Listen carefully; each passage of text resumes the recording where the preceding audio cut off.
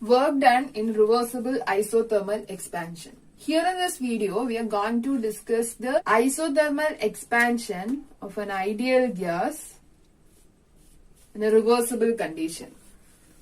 And then we are going to find out the work done also.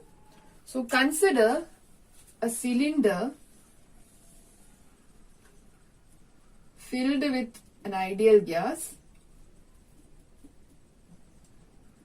a weightless and a frictionless piston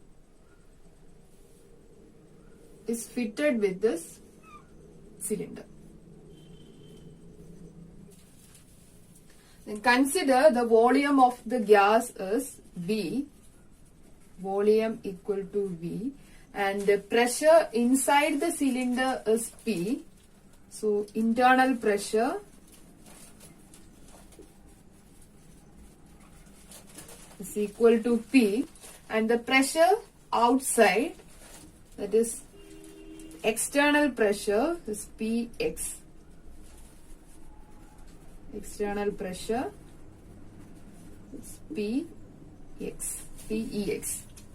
If you are doing this experiment in an open space, this Pex can be considered as the atmospheric pressure.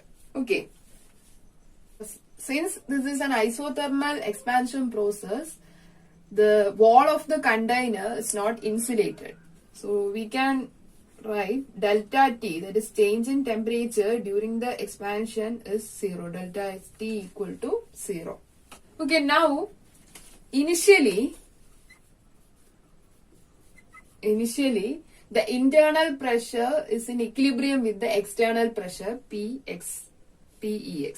So internal pressure is equilibrium with external pressure Pex. Okay.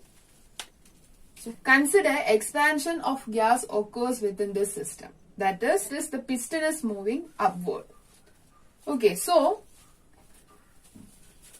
consider gases expanding to an infinitely small volume dV. That is, this piston is moving here, dV distance. So we can write volume of the system changes from V to V plus dV. And pressure, so when volume increases, automatically pressure inside the system will be decreased.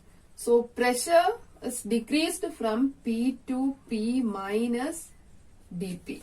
Here change in pressure also infinitely small.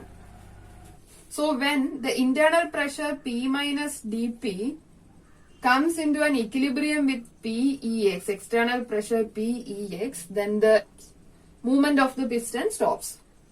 Okay, that is the external pressure reduced by dP.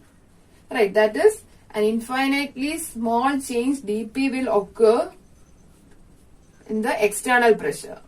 If the piston at rest moves upward again by a volume dV, that is, if it is expanding again by a volume dV, then the volume inside the cylinder again decreases by P minus dP.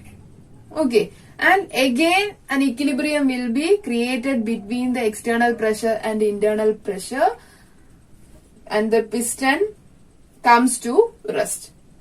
So this process can be occur again and again. Okay, let us calculate the work done during the expansion reaction. Work done W equal to minus P dV. This is the standard equation. So here, during the expansion process, during the expansion process, P is converted into P minus dP. Right. So instead of writing P here, we can substitute P minus dP. So W equal to minus of P minus dP into dV.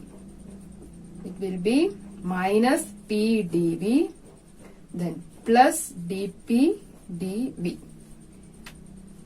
Here, the terms dP and dV are infinitely small. So we can neglect this term and W equal to minus P dV. So here the changing term is V, volume, right?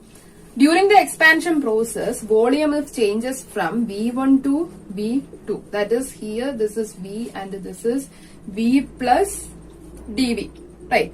During the expansion process, volume V1 changes to V2. So if we calculate the work done, by using this volume, we can write W equal to integral minus P dV. Integral minus P dV from the integral limit volume V1 to V2. Here we are considering that the gas inside the container is ideal gas. So for ideal gas, PV equal to RT and P equal to RT by V. So here this equation will be changes to integral V1 to V2 minus RT by V dV. Right, so we can take the constant terms outside.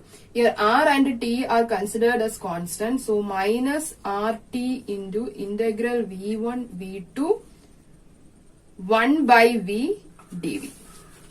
So 1 by V dV equal to ln dV, right? So W work done W equal to minus RT ln V from the integral V1 to V2. So that will be equal to W equal to minus RT ln V2 minus ln V1, or we can write it as ln minus RT ln V2 by V1. So this is the equation. This is the work done for an ideal gas when it expands isothermally. Here this equation is in the term of volume. If we want to write the equation in terms of pressure, we can rewrite it by using the Boyle's law, that is P1 V1 equal to P2 V2. So when we find out V2 divided by V1 equal to P1 divided by P2, right? So W, work done W equal to minus RT ln P1 divided by P2. Okay. If n mole of gaseous substances are filled inside the container, then we can write it as W equal to minus nRT ln V2 divided by V1, or W equal to minus nRT ln P1 divided by P2. Okay. Okay, this is all about expansion of ideal gas. If we consider the compression of ideal gas,